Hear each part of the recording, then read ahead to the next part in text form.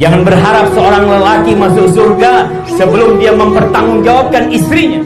Dan seringkali Anda sampaikan, ingat para suami, jangan hanya menjadi mesin pencari uang. Ada tugas besar yang ada di pundakmu, yaitu menyelamatkan istrimu dari api neraka. Allah Azza wa Jalla mengatakan, ya ayyuhalladzina amanu qu anfusakum wa ahlikum nar. Jaga diri kalian dan keluarga kalian dari api neraka. Assalamualaikum warahmatullahi wabarakatuh. Sering ada jamaah yang bertanya, bagaimana kalau saya baca salawat sallallahu ala Muhammad? Boleh enggak? Ya boleh saja. Tetapi menurut saya lebih mantap Allahumma salli ala sayyidina wa nabiyina Muhammad. Kenapa? Karena sallallahu ala Muhammad itu artinya Allah telah bersalawat kepada Nabi Muhammad. Inna Allah wa malaikatahu yusalluna, Allah sedang bersalawat kepada Nabi Muhammad SAW. Tetapi Allah menyuruh kita untuk bersalawat. Ya ayyuhalladzina amanu sallu alaihi. Sallu artinya berikan salawat, ucapkan salawat.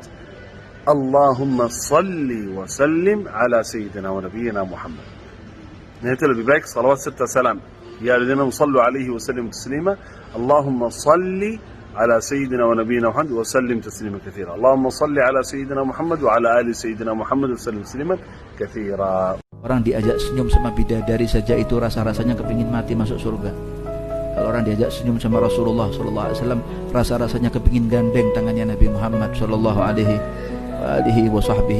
Ya Allah, saking nikmatnya melihat wajahnya Rasulullah SAW. Surganya Allah Ta'ala itu bisa terhias bagus karena senyumnya Rasulullah. Karena senyumnya Rasulullah. Sayyidina Ja'far At-Tayyar bin Abi Talib mengatakan begitu dia dimasukkan ke dalam surga, dia bilang sama para malaikat, keluarkan aku dari surga. Kenapa? Surga nggak ada nikmatnya kalau nggak ada Rasulullah, katanya. Tunjukkan aku ke tempat di mana yang lebih mulia daripada surganya Allah Ta'ala. Apa itu? Wajahnya Nabi Muhammad. Wajahnya Rasulullah lebih indah daripada surganya Allah Subhanahu wa Ta'ala. Surga Firdaus, surga tempatnya syuhada di sana. Wajahnya Nabi Muhammad lebih indah daripada itu. Sampai sahabat sudah ingin masuk surga, keluarkan aku dari surga. Ini surgaku, yaitu Muhammad bin Abdullah.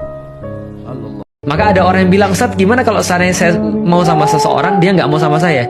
Ya gampang, antum pergi aja naik ke pohon kelapa, lalu dari sana ngapain Ustaz, loncat? Enggak. Dari sana antum lihat masih banyak laki-laki yang lain, masih banyak perempuan-perempuan yang lain. Kan nggak harus dia. Harus dia itu adalah pandangan yang salah. Bukan siap nikah, bukan lillahi, tapi nafsu. Yang ditunggu ketika lebaran salah satunya adalah sholat id, betul? Kayaknya kita tuh kalau lebaran ini nggak sholat itu tuh kayaknya nyesel banget. Ya Allah, kenapa nggak sholat id? Kayak nyesel banget, kayak tahun depan tuh kita nggak akan ketemu lebaran lagi gitu. Apalagi kalau bangunnya sampai kesiangan gitu. Ya Allah, itu bangun kesiangan gitu, lihat jam langsung jam 6 gitu. Langsung panik, beres-beres pakai peci koko sarung, langsung ke masjid buru-buru buat sholat id. Tapi nggak sholat subuh gitu. Saking spesialnya sholat id sampai lupa membedakan mana yang sunnah dan mana yang wajib, mendahulukan yang sunnah ketimbang yang wajib gitu. Itu sama persis kayak lu nikah, bikin pesta, habis 300 juta ngundang Raisa, tapi setelah pesta lu tinggal di kontrakan gitu. Ya ketahuan itu duit 300 juta beliin rumah. Kalau dengan Allah saja tidak setia, jangan harap bisa setia sama pasangan. Bagaimana cara mengetahui hubungannya dengan Allah? Screenshot foto profil Instagramnya, bawa ke masjid terdekat tempat tinggal ikhwan ini, temui marbotnya, tanyakan, Pak Marbot, nyun sewu, mas yang ini sering kelihatan di masjid waktu subuh apa enggak?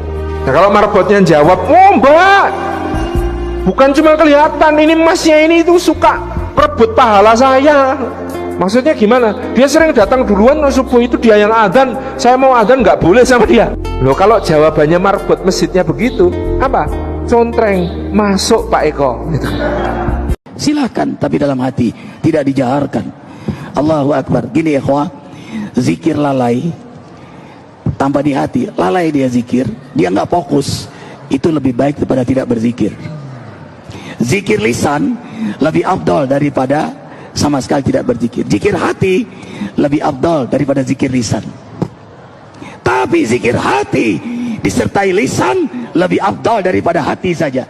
Dengarkan, ana ma'abdi dakaroni wa taharakat bi syafatahu. Aku bersama hambaku yang hatinya ingat aku dan lisannya menyebut namaku. Dan seutama-utama zikir adalah bertakwa kepada Allah.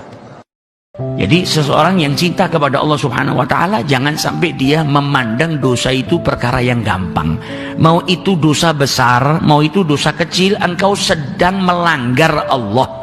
Mau itu dosa kecil, mau itu dosa besar, engkau sedang dimurkai oleh Allah.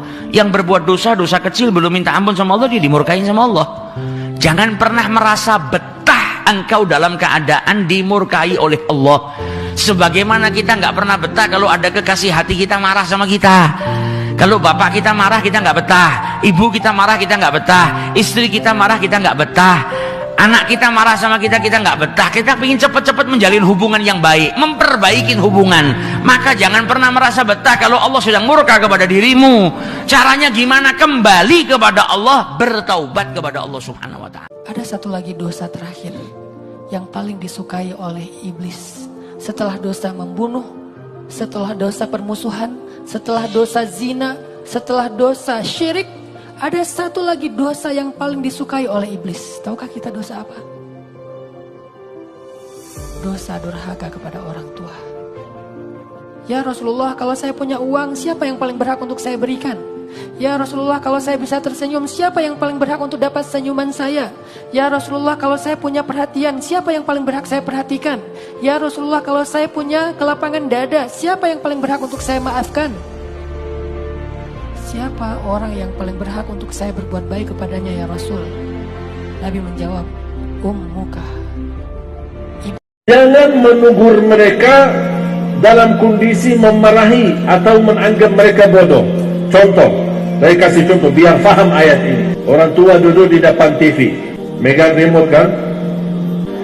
Dia rubah-rubah, mau cari apa, isi apalah gitu, mungkin cari ceramah kah atau bukannya namanya orang tua, apalagi kalau sudah tua suka main remote lah. Nah, datang si anak, ma, udah cukup. Bahkan ada yang anak bilang, ma udah diamin, mana remote-nya nih. Itu maksudnya wala tanharhuma. Mau nugur mereka saja tidak boleh seperti itu, dosa besar. Terus bagaimana kalau saya mau nugur mereka? Langsung begini aja, dengan cara wa qul lahuma qawlan karima, berkatalah perkataan yang mulia.